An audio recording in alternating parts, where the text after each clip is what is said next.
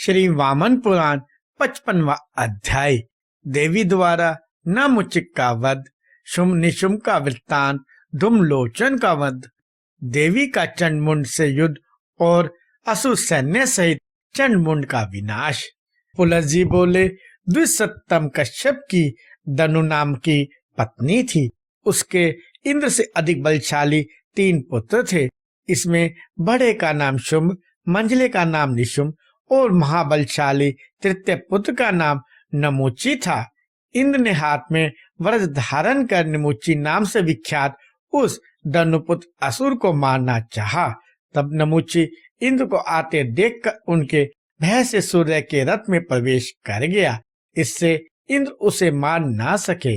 नारद इसके बाद महात्मा इंद्र ने उससे समझौता कर लिया और उसे आज शस्त्रों से न मारे जाने का वर दे दिया। नारद जी उसके बाद तो वह नमुची अपने को आज शस्त्रों से न मारा जाने वाला जानकर सूर्य के रथ को त्याग कर पाताल लोक में चला गया। उस दानवपति ने जल में स्नान करते हुए समुद्र के उत्तम फेन को देखा और उसे ग्रहण कर यह वचन कहा, देवराज इंद्र ने जो वचन कहा है वह सफल हो, यह फेन मेरा स्पर्श करे। यह कहकर वह दानव दोनों हाथों से फेन उठाकर अपनी इच्छा के अनुसार उससे अपने मुख, नाक और कान आदि का मार्जन करने लगा। उस फेन में छिपे हुए इंद्र देव ने वज्र की सृष्टि की। उससे उसकी नाक और मुख भग्न हो गए और वह गिर पड़ा तथा मर गया। प्रतिज्ञा के भंग हो जाने से इंद्र को ब्रह्म हत्या का पाप लगा। फिर वे तीर्थों में जाकर स्नान करने से पाप मुक्त हुए। उसके बाद नमूची के मर जाने पर शुंभ और निशुंभ नाम के उसके 2 वीर भाई अत्यंत कुपित हुए। वे दोनों बहुत बड़ी तैयारी कर देवताओं को मारने के लिए चढ़ाए। फिर तो वे सभी देवता भी इंद्र को आगे कर निकल पड़े। इन दोनों देवताओं ने धावा बोलकर सेना और अनुचरों के साथ देवताओं को पराजित कर दिया। दानवों ने आक्रमण कर इंद्र के हाथी, यम के महिष, वरुण के मणिमय छत्र, वायु की गदा तथा पद्म और शंख आदि निधियों को भी छीन लिया। नारद जी उन दोनों ने तीनों लोकों को अपने अधीन कर लिया। तब वे सभी देवता लोग भूतल पर आ गए और उन लोगों ने रक्तबीज नाम के एक महान असुर को देखा और उससे पूछा, आप कौन हैं? उसने उत्तर दिया, विभो, मैं महिषासुर का मंत्री एक दैत्य हूँ। मैं रक्तबीज नाम से विख्यात महापराक्रमी एवं विशाल भुजाओं वाला दैत्य हूँ। सुंदर, श्रेष्ठ और विशाल भुजाओं वाले चंड और मुंड नाम से विख्यात महिष के 2 मंत्री देवी के डर से जल में छिप गए हैं। महादेवी ने सुविस्तृत विंध्या पर्वत पर हमारे स्वामी महिष नाम के दानव को मार डाला है। फिर देवताओं ने पूछा, आप लोग हमें यह बतलावें कि आप दोनों किसके पुत्र हैं तथा आप लोग किस नाम से विख्यात हैं, और आप दोनों यह भी बतावें कि आप लोगों में कितना बल और प्रभाव है। शुंभ और निशुंभ ने कहा, पहले शुंभ बोला, मैं दनु का औरस पुत्र हूँ और शुंभ नाम से प्रसिद्ध हूँ। यह मेरा छोटा भाई है, इसका नाम निशुंभ है। यह शत्रु समूह का विनाश करने वाला वीर है। इसने इंद्र, रुद्र, देवाकर आदि देवताओं तथा अनेक अनेक अत्यंत बलशाली वीरों को भी बहुत बार चढ़ाई करके पराजित कर दिया है। अब तुम बताओ कि किस देवी ने दैत्य महिषासुर को मार दिया है। हम दोनों अपनी सेनाओं को साथ लेकर उस देवी का विनाश करेंगे। मुने, नर्मदा के किनारे इस प्रकार दोनों के बात करते समय चंड और मुंड नाम के दोनों दानव जल से बाहर निकल आए। उसके बाद असुर श्रेष्ठ उन दोनों ने रक्तबीज के निकट जाकर मधुर शब्दों में पूछा, तुम्हारे सामने यह कौन खड़ा है? उसने उन दोनों से कहा, यह देवताओं को कष्ट देने वाला शुभ नाम का दैत्य है एवं यह उसका छोटा भाई निशुंभ है। मैं निश्चय ही इन दोनों की सहायता से उस तीनों लोकों में रत्न स्वरूपा प्रतिष्ठा से विवाह करूंगा, जिसने महिषासुर का विनाश किया है। चंड ने कहा, आपका यह कहना उचित नहीं है, क्योंकि आप अभी उस रत्न के योग्य नहीं हैं। राजा ही रत्न के योग्य होता है, अतः निशुम्भ के लिए ही यह संयोग बैठाइए। उसके बाद उन्होंने शुम्भ और निशुम्भ से उस प्रकाश संपन्न रूप वाली कौशिकी का वर्णन किया। तब शुम्भ ने अपने दूत सुग्रीव नाम के दैत्य को विंध्यावासिनी के समीप भेजा। वह महान असुर सुग्रीव वहां गया एवं देवी की बात सुनकर क्रोध से तिलमिला उठा। फिर उसने आकर निशुम्भ और शुम्भ से कहा। सुग्रीव ने कहा, दैत्य नायक को आप लोगों के कथन के अनुसार देवी से संवाद करने के लिए मैं गया था। मैंने आज ही जाकर उससे कहा कि भाग्यशालिनी सुप्रसिद्ध दानव श्री शुम्भ ने तुमसे कहा है कि मैं तीनों लोकों का समस्त स्वामी हूँ। सुंदरी, स्वर्ग, पृथ्वी एवं पाताल के सारे रत्न मेरे घर में सदा भरे रहते हैं। कृषोदरी, चंड और मुंड ने तुम्हें रत्न स्वरूपा बतलाया है, अतः तुम मेरा या मेरे छोटे भाई निशुम्भ का वरण करो। उसके बाद हंसती हुई उसने मुझसे कहा कि सुग्रीव, मेरी बात सुनो। तुमने यह ठीक कहा है कि तीनों लोकों का स्वामी शुम्भ रत्न के आहर उपयुक्त है, परंतु महासुर, तुम्हारे अविनीता के हृदय की यह अभिलाषा है कि युद्ध में मुझे पराजित करने वाला ही मेरा पति हो। उत्तर में तब मैंने उससे कहा कि तुम्हें घमंड हो गया है। भला जिस असुर ने सारे देवता और राक्षसों को पराजित कर अपने अधीन कर लिया है, वह तुम्हें क्यों नहीं पराजित कर देगा। इसलिए अये क्रोध वाली, तुम उठो, बात मान लो। उसके बाद उसने मुझसे कहा, मैं क्या करूं? बिना विचार किए ही मैंने इस प्रकार का पन कर लिया है, अतः तुम जाकर शुम्भ से मेरी बात कहो। फलतः मासुर, उसके इस प्रकार कहने पर मैं आपके निकट आ गया हूँ। वह जलती हुई आग की लो की भांति तेजस्विनी है। यह जानकर आप जैसा उचित हो वैसा कार्य करो। पुलह जी बोले। सुग्रीव की इस बात को सुनकर उस महान असुर शुम्भ ने कुछ दूर पर खड़े धूम्रलोचन दानव से कहा। शुम्भ ने कहा, दुर्मार्ग, तुम जाओ, उस दुष्ट को अपराधनी दासी की तरह केश खींचने से व्याकुल बनाकर यहाँ शीघ्र ले आओ।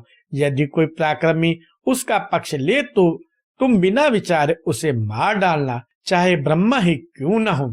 शुम्भ के इस प्रकार कहने पर उस महान तेजस्वी धूम्राक्ष ने 600 अक्षोहिणी सेना के साथ विंध्या पर्वत पर चढ़ाई कर दी, किंतु वहां उन दुर्गा को देखकर दृष्टि चुंधिया जाने से उसने कहा, मोड़े, आओ आओ कोशकी, तुम शुम्भ को अपना पति बनाने की इच्छा करो, अन्यथा मैं बलपूर्वक तुम्हारे केश पकड़कर तुम्हें घसीटता हुआ व्याकुल रूप में यहाँ से ले जाऊंगा।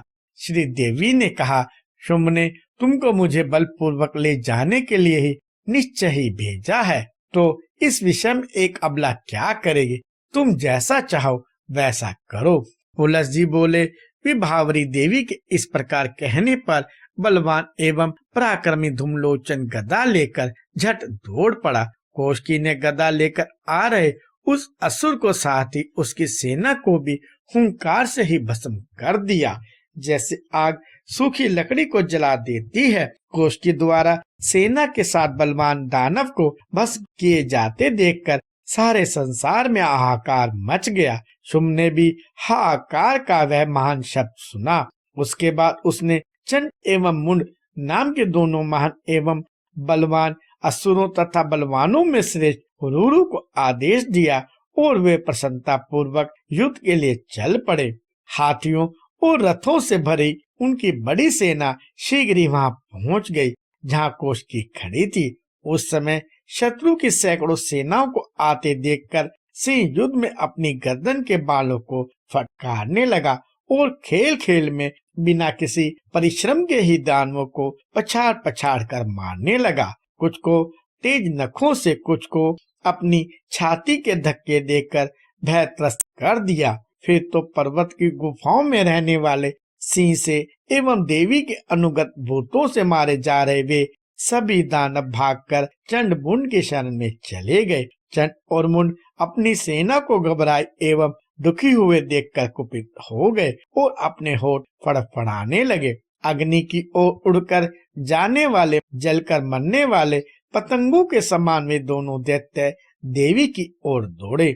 उन दोनों भयंकर दानवों को अपनी ओर आते हुए देखकर देवी अत्यंत क्रुद्ध हो गई। परमेश्वरी ने मुख के ऊपर 3 रेखाओं वाली भ्रिकुटी चढ़ाई। देवी के टेढ़ी बाहों से युक्त भाल स्थल से शीघ्र ही विकराल मुख वाली भक्तों के लिए मंगलदायिनी योगिनी काली निकल आई।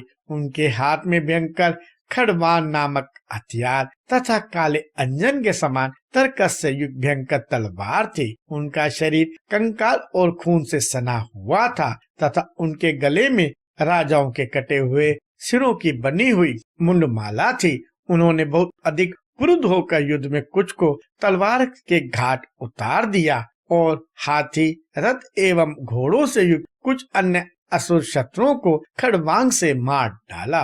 अंबिका देवी चर्म, अंकुश, मुदगर, धनुष, घंटियों और यत्न के साथ हाथियों को अपने मुख में झोंकने लगी और चक्र तथा सारथी, घोड़े और युद्धों के साथ कुबर से युक्त रथ को अपने मुख में डालकर वे चबाने लगी। फिर उन्होंने किसी को सिर के केश पकड़कर, किसी को गला पकड़कर और अन्य किसी को पैरों से रोंद रोंद कर मृत्यु के समीप पहुंचा दिया। उसके बाद सेनापति के साथ उस सेना को देवी द्वारा भक्षण किया जाता हुआ देखकर रुरु दौड़ पड़ा। चंडी ने उसे देखा और खड़वांग से उस महान असुर के सिर पर आघात कर दिया। वह मरकर जड़ से कटे हुए वृक्ष के समान पृथ्वी पर धड़ाम से गिर पड़ा। देवी ने उसे जमीन पे गिरा हुआ देखकर पशु के समान उसके कान से पैर तक का कोष काट दिया, उसकी चमड़ी उधेड़ ली। उस कोष चमड़ी को लेकर उन्होंने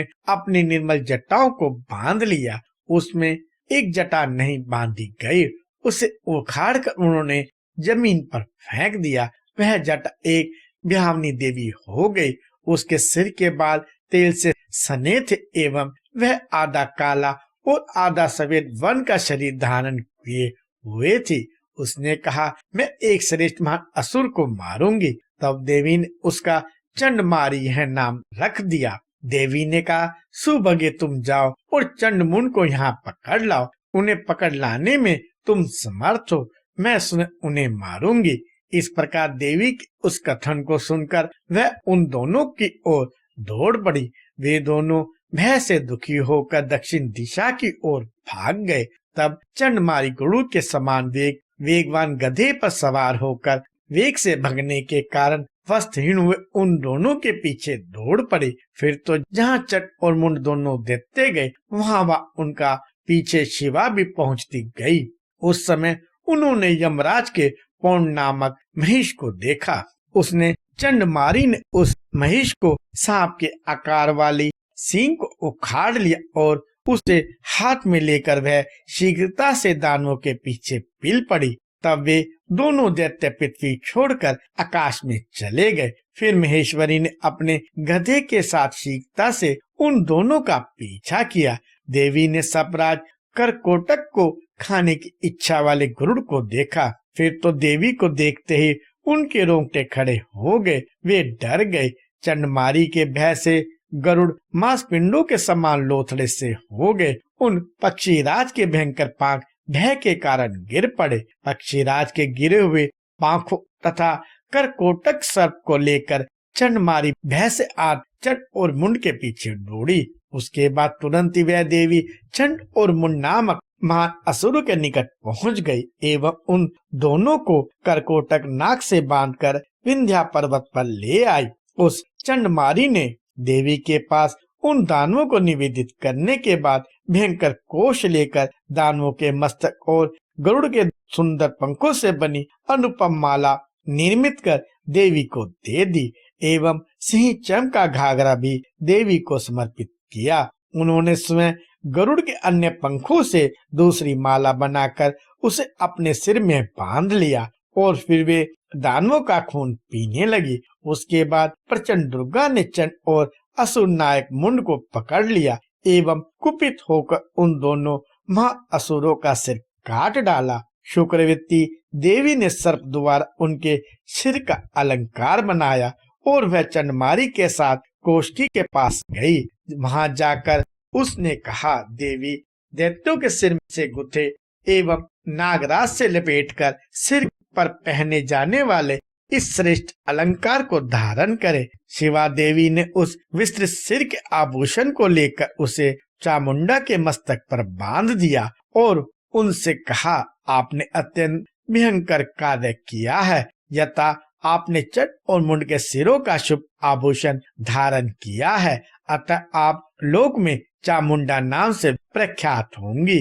चट और मुंड की माला धारण करने वाली उन देवी से त्रिनेत्रा ने इस प्रकार कहकर दिगंबरा से कहा, तुम अपने इन शत्रु सैनिकों का विनाश करो। ऐसा कहने पर बहुत तेज गति वाले गधे के साथ वह देवी सिंह की नोक से उग्र शत्रु सेना के दलों का संहार करती हुई विचरण करने लगी और इस प्रकार असुरों को चबाने लगी। उसके बाद अंबिका की अनुगामिनियों चामुंडा, मारी, सिंह एवं भूतगणों द्वारा मारे जा रहे वह महादानव अपने नायक शुंभ की शरण में गए। इस प्रकार श्री वामन पुराण में 55वां अध्याय समाप्त हुआ।